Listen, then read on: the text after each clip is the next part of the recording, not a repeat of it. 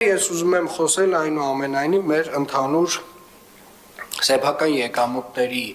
մասին եւ իրականում սեփական եկամուտների հավաքագրումը ուղղակի բյուջետային թեմա չէ։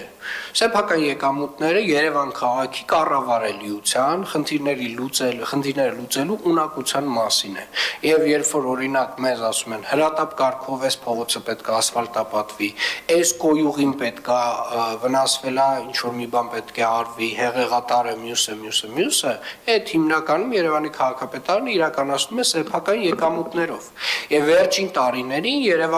Երևանի քաղաքապետարանը իր սեփական եկամուտները ավելացրել է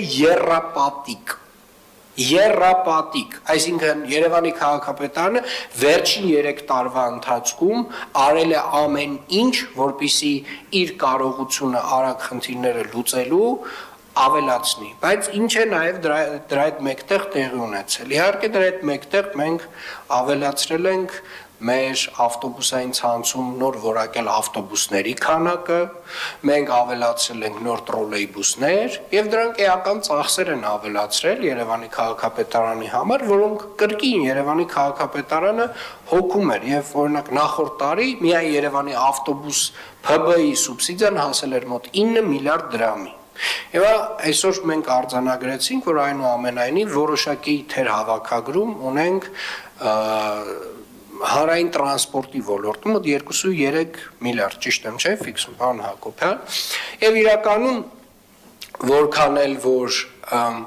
մեր ընդդիմադիր գործընկերները հպարտանում էին այն բոյկոտի process-ով, որ կազմակերպվում էր Երևան քաղաքում տրանսպորտային վճարների տեսանկյունից։ Այո, որոշ չափով այդ բոյկոտը նաև հիմա մենք տեսնում ենք, որ ազդել է եկամուտների վրա, բայց այնուամենայնիվ իհարկե մոտավորապես 75-80% մարդկանց պարտաճանաչ վճարում են, այսինքն երևանցիները հիմնականում նույնիսկ առանց տուժի տուգանքի, ուղղակի իրենց իրավագիտակցությունը իրենց թույլ չի տալիս այդ չվճարել եւ այդ process-ին միանալ, եւ ես շատ շնորհակալ եմ մարդկանց իրապես հասկանալու, թե Երևանի քաղաքապետարանը ինչ է անում։ Չմոռանաք հավանել տեսանյութը եւ բաժանորդագրվել Civic AM-ի YouTube-յան էջին։